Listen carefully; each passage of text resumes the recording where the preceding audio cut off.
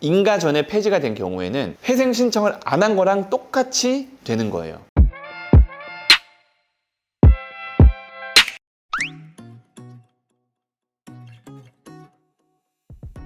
안녕하세요, 김민성 변호사입니다. 오늘 여러분들께 말씀드릴 건 개인회생 절차의 폐지에 관련된 내용이에요. 세 개로 나눌 건데요. 첫 번째는 뭐냐, 인가 전 폐지가 뭐냐, 두 번째는 뭐냐, 인가 후 폐지가 뭐냐, 그 다음에 세 번째가 유튜브 댓글 중에 폐지와 관련돼서 여러분들이 되게 자주 질문을 남겨주시는 것들에 대한 답변, 이렇게 해서 세 가지로 진행을 하겠습니다. 일단 첫 번째, 인가 전 폐지에 대해서 말씀을 드릴게요.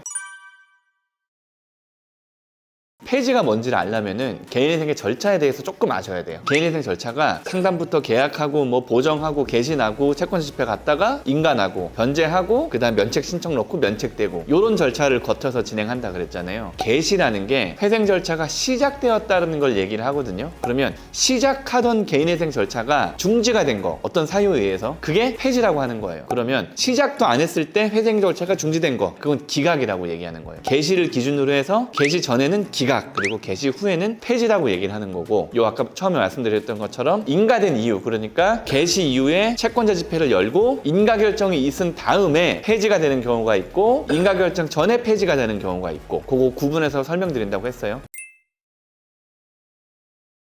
첫 번째, 개시되면 안 되는데 실수로 개시가 된 경우, 대표적인 게 면책된 지 5년 안 지났는데 개시가 된 경우예요. 근데 이런 경우는 사실 거의 없고요. 왜냐하면 우리가 재신청을 했을 때 상담하는 직원들이 물어볼 거잖아요. 면책된 지 얼마나 되셨어요? 근데 5년 안 됐는데 신청을 하는 경우가 있을까요? 혹시 법원이 모르고 넘어갈까봐. 그런 경우는 없기 때문에 이건 좀 말이 안 되는 경우다. 그 다음에 두 번째, 이게 제일 많은 게 개시 후 변제 계획 이행이 곤란하다고 판단되는 경우. 그러니까 이게 뭐냐면 개시 시점까지는 직장을 잘 다니고 있었어. 근데 개시 이후에 갑자기 실직을 한다거나 이 집회 전까지 돈을 좀 모아놔야 되는데 돈을 하나도 못 모아놓은 거예요. 그럼 보세요. 개시 후 변제 계획 이행이 곤란하다고 법원이 판단하겠죠. 왜냐면 시작부터 돈을 안 내는데 이 이후에는 돈을 잘 낼 거라고 법원이 생각을 하겠어요. 그러니까 채권자 집회 전까지, 채권자 집회 아니면 인가 때까지 이 변제금이 미납이 되어 있는 경우는 법원은 가차없이 폐지를 시킵니다. 그 다음에 세 번째, 채권자 집회에 출석하지 않는 경우. 채권자 집회라는 건 개시 이후에 인가가 예상되는 변제 계획안을 가지고 채권자는 질문을 하고 채무자는 답변을 해주고, 그 다음에 그걸 들어보고 이 판사님께서 이 재판부에서 인가할지 말지를 결정하는 그런 되게 중요한 자리란 말이에요. 어찌 보면은 채무자가 처음이자 마지막으로 법원에 나가가지고 변제 계획안을 인가해달라고 읍소하는 자리인데, 여기 참석을 안 하면 인가를 안 해주는 거예요. 그럼 어떻게 되겠어요? 폐지가 되겠죠.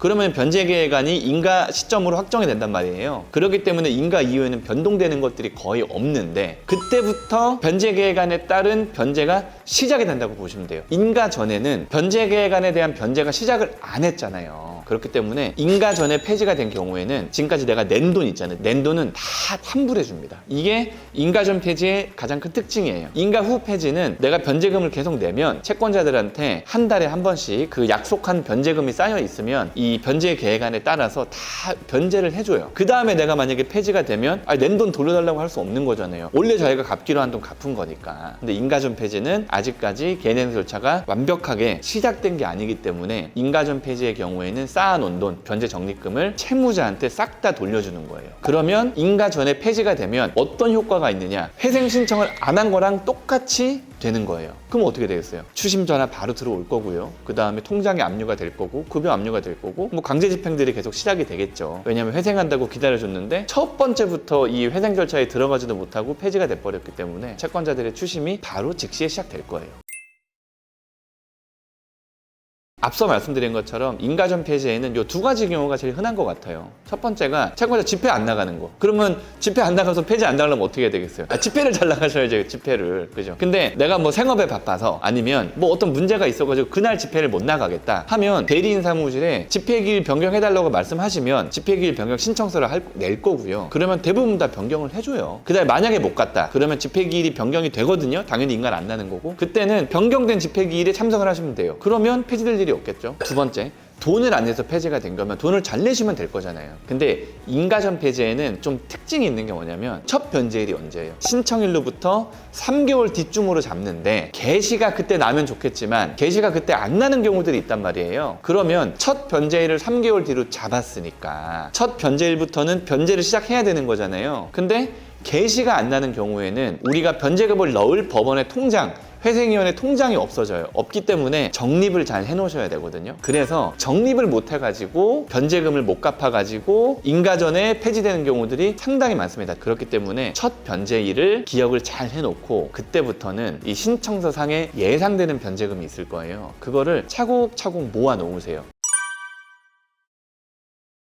쉽게 예를 들어 볼게요. 우리가 3월 15일 날 신청을 했어. 우리가 예상되는 월 변제금은 100만 원이에요. 그러면 언제부터 100만 원을 모으셔야 돼요? 첫 변제일을 6월 1일이라고 볼게요. 그리고 우리가 개시가 7월 1일 날 났어. 그럼 보세요. 6월 1일 날 첫 변제금을 내야 되는데 개시가 안 났기 때문에 일단 쌓아놔. 그 다음에 7월 1일 날 개시가 났어. 그러면 6월 1일 거 100만 원, 7월 1일 거 100만 원 해서 200만 원을 법원의 통장에 넣고 그 다음에 8월 15일 날 만약에 채권자 집회가 있다. 그러면 채권자 집회까지는 6월 1일 100만 원, 7월 1일 100만 원, 8월 1일 100만 원. 이 300만 원이 들어있고 채권자 집회 8월 15일 날 가셔야 되는 거예요. 그러면 폐지 안 당하겠죠. 근데 내가 사정이 있어서 못 넣었어. 못 넣으면 어떻게 해요? 이거는 어떤 핑계 댈 게 사실 없는 거예요. 왜냐면 우리가 이 돈을 낼 수 있다라고 변제계획안을 작성을 하고 그거에 대해서 게시를 받았기 때문에 인가전에 폐지를 당하고 싶지 않다면은 돈을 차곡차곡 모아놓으시는 방법밖에 없어요. 근데 예외적으로 가끔씩 게시가 1년 6개월 이렇게 걸리는 경우들이 있거든요. 이런 경우에는 사실은 변제금을 모으는 게 사실 쉽지 않잖아요. 이 돈 이거 사람이 돈이 모여 있으면 쓰고 싶단 말이에요, 사실은. 그래서 못 쓰는 경우들이 가끔 있는데 그 경우에는 법원에서 첫 변제일을 조금 밀어주는 편이긴 해요. 만약에 인가전에 폐지가 안 되면 너무 좋겠지만 인가전에 폐지가 됐어. 그리고 내가 약간 억울한 부분이 있어. 지금 당장은 내가 돈이 없어서 못 내서 이게 폐지가 됐지만 앞으로는 또 낼 수 있을 것 같아. 그런 경우는 어떻게 하느냐? 폐지 결정이 공고가 된 이후로 14일 이내에 즉시항고라는 걸 할 수 있거든요. 그 즉시항고를 하시면서 내가